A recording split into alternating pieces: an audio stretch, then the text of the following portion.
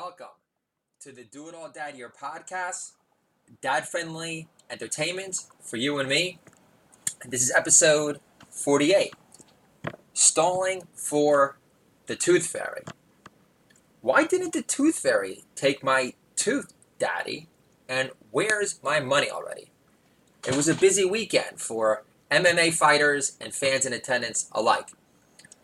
My tooth is under my pillow, Dada, and still no money donations from the Tooth Fairy. The Rock must be sleeping in for a change. Is the Tooth Fairy on vacation or what, Dada? Why don't we watch the rest of Jerry Maguire and be thankful? You don't have to look at those grown-up chompers every morning, sunshine. My tooth is still under my pillow, Dada, and there's no money there either. You know how your brother always sleeps on different sides of the bed and how Daddy is always misplacing his keys? That bitch better hurry up already. Is the Tooth Fairy retired? I hear he was looking at some homes in Scottsdale, Arizona, next to Mimi and Papa. No wonder it's taking the Tooth Fairy so long to get here. Arizona is such a schlep. Daddy, is the Tooth Fairy fake news like the Russian dossier? Of course not. The Tooth Fairy gave you $5 last time. I know, Dada, and those 20 candy rings only made me lose one tooth. I'm feeling shortchanged, Dada. Dada, give it to me straight. Is the Tooth Fairy fake news like influential Russian election interference? Unlike the wicked witch of the East, Hillary, I can handle the truth. Give me 20 now, and I'll never tell Arthur. Deal? Hope you guys enjoyed that, folks. Obviously, it's not obvious, but this morning my wife freaks out saying Matilda's asking for the Tooth Fairy, who's missing in action, and she doesn't understand why there isn't any money underneath her pillow. So my wife told me to stall her, and there you go. Had a pretty eventful weekend. Shaved my beard because we decided to dress up. We had a brainstorm session about what our family Halloween costume should be. Of course, I've always felt very non-creative during Halloween. So, of course, my immediate answer was, well, we could dress up like the band Kiss. That was my only idea at first. But then I came up with the idea, what if we dressed up as the family from American Dad? And at that point I said, that is the family costume to beat until I hear any other suggestions. And then my wife said, well, if you're going to play a CIA agent, Stan Smith, you're going to have to shave your beard. So I shaved the beard and then inspired some material I'm going to share with you right now. First off, I'm going to share with you notes from my beard exit interview. So here we go. Daddy, your chin looks weird without a beard. I say, normally beards are camouflage concealers for multiple chins, Matilda. Thank God I didn't balloon from too much IPA intake during my 3-year beard run. Hey now. Notes from my beard exit interview. I look less shady slacker with my baby out in public during 9 to 5 working hours.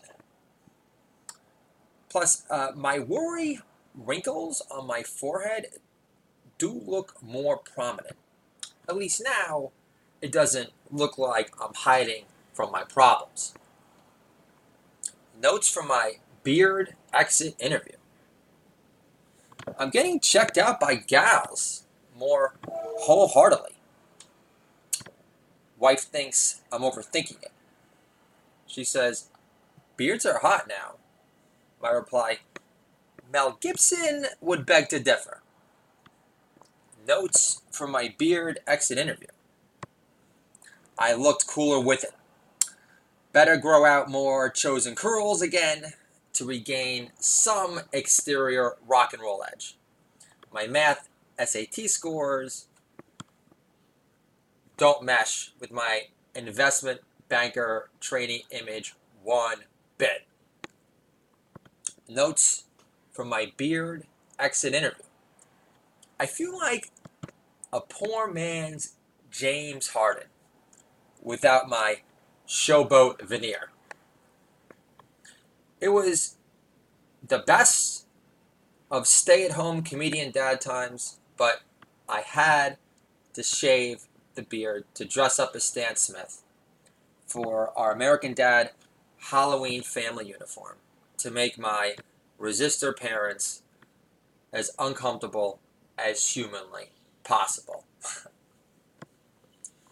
So, I love the show American Dad.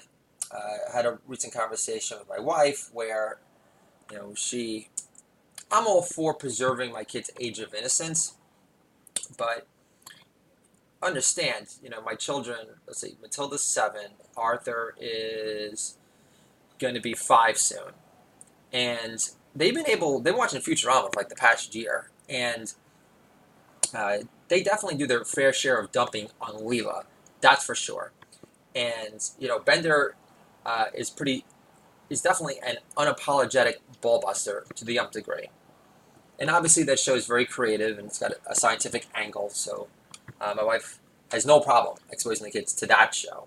And I told the kids in bed one night, I'm like, listen, you got the show American Dad, and I said that the way I sold the show to them, as far as getting them completely interested, is when I said, okay, picture Bender, so you got a character called Roger, and he's twice as funny, and twice as melodramatic, and he wears a gazillion different uniforms, and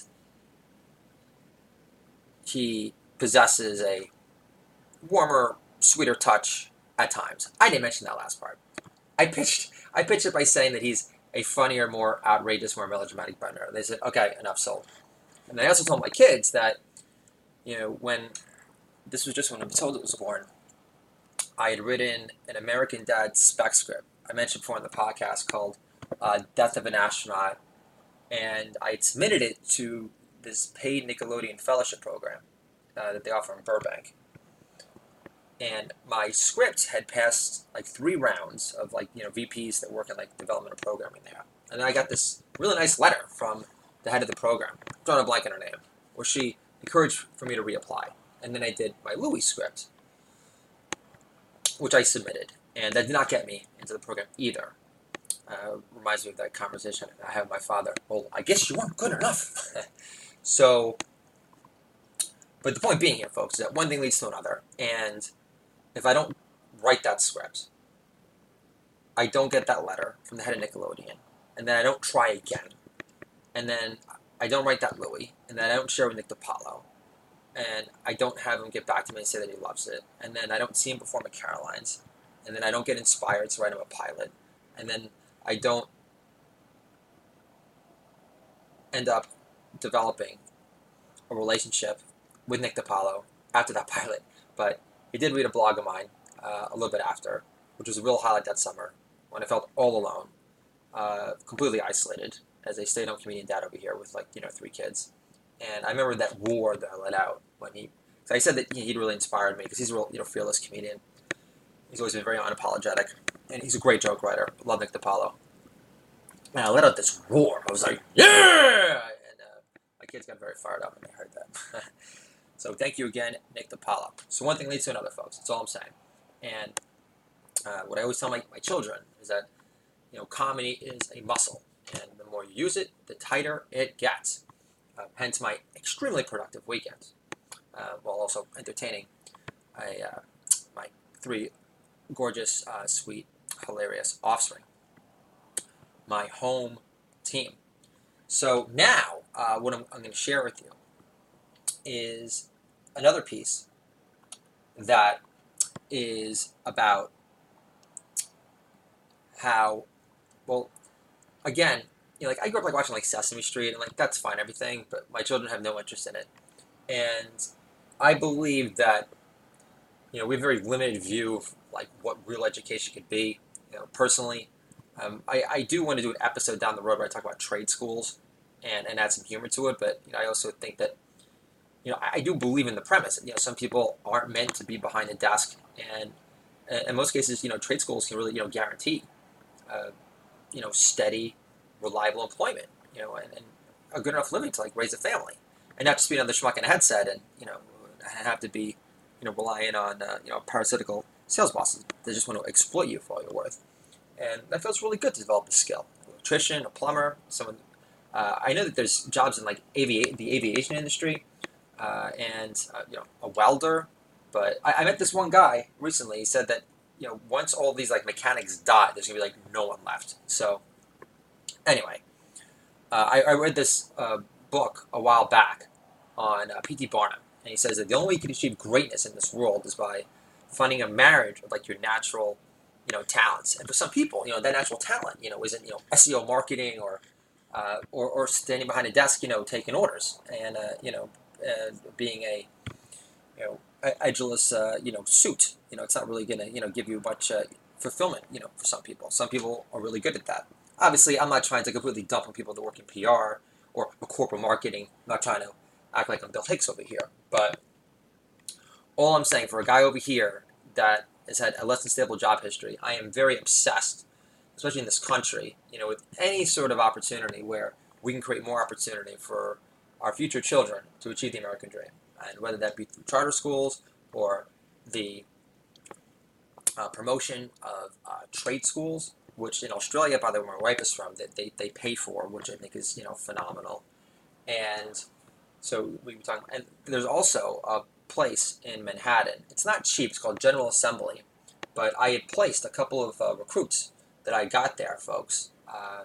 This guy wrote a book on like UX design. UX design is basically designing like the blueprints of like websites and apps. And I was pitching this job opportunity at Bloomberg. He's like, "That's a great pitch. I had to get back to you just on the pitch alone, but I'm not interested. But I do have some students who would be great." And then we ended up placing two of them. And one is, her name is well, I should mention her name, but she ended up getting a job at Scholastic. I think she's still there. They're like the largest educational company like in the world.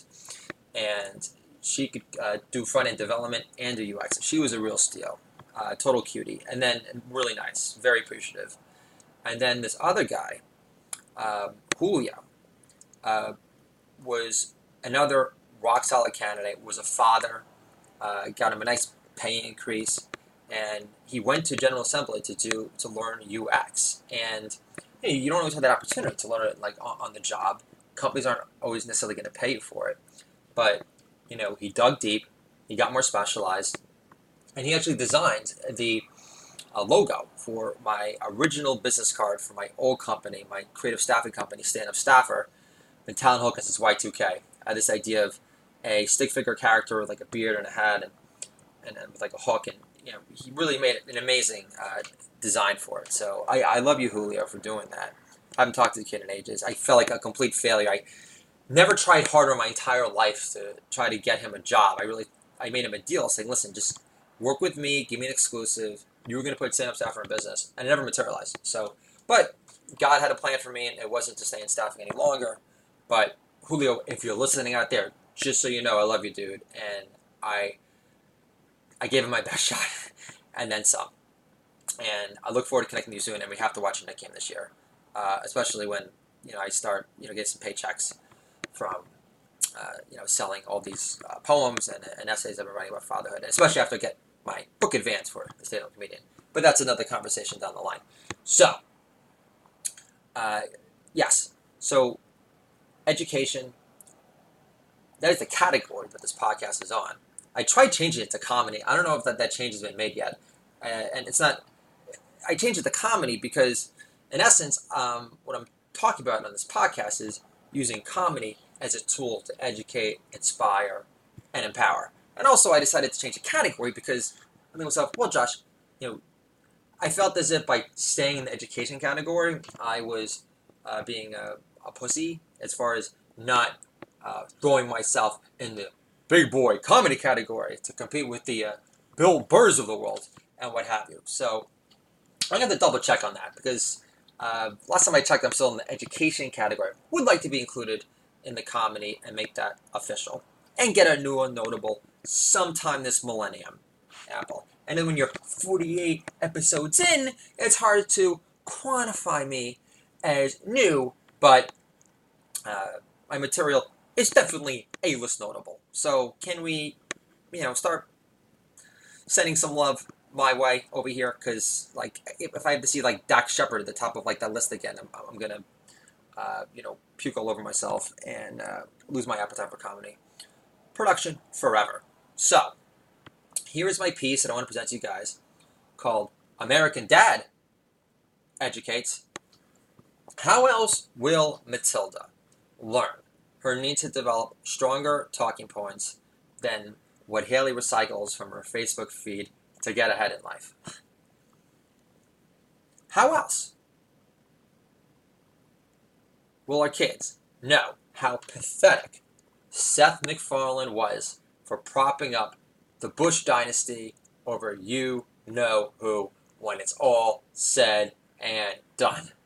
How else will our kids learn Jeff the Pothead is a well-meaning, emotionally scarred dude who doesn't boast the most involved American dad from sea to shining sea?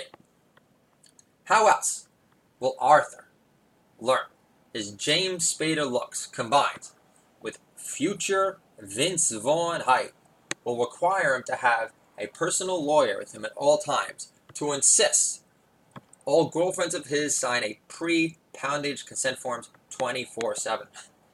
How else will Matilda learn that if you don't have a hot, loving, giving wife, you won't want to become an American dad in the first place, babe?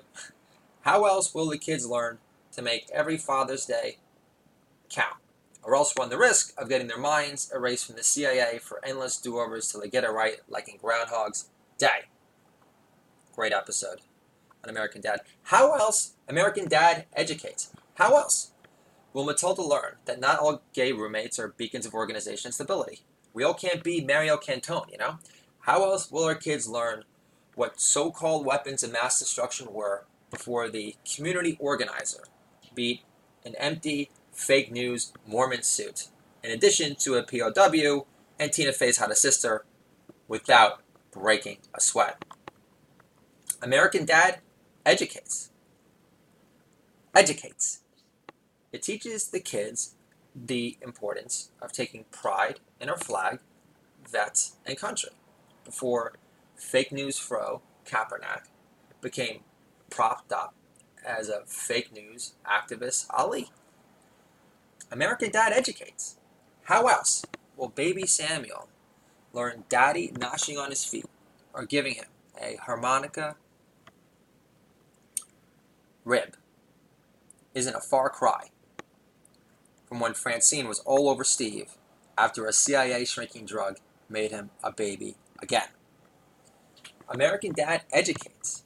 It teaches the kids how certain snotty, belch-tastic 80s comedy stars can parlay their nerd personas into even more steady, lucrative voiceover work, just when you thought the careers were dead and done. American Dad educates.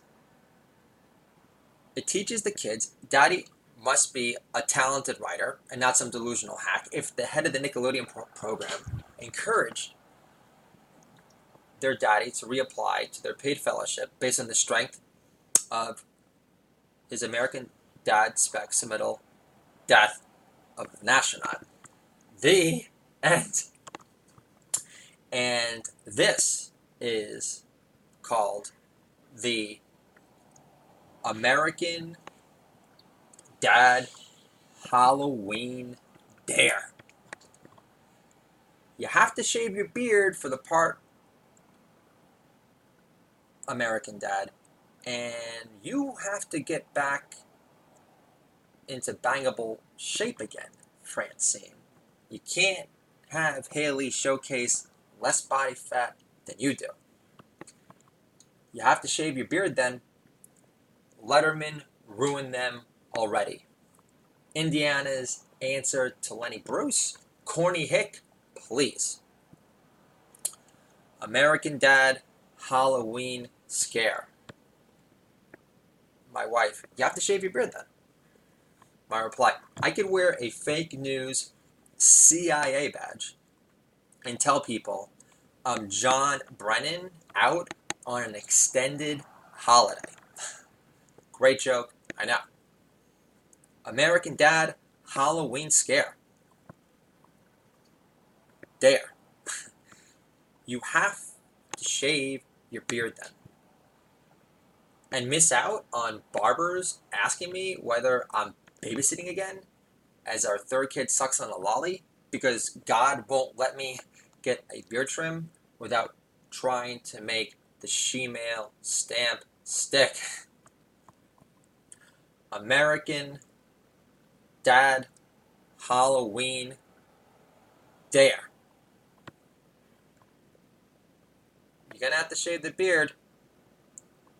Well, babe, according to Matilda, you're never affectionate with me anyway. Highlighted by the fact Arthur and Matilda stroke my beard before I tuck them in every night. The beard has to go.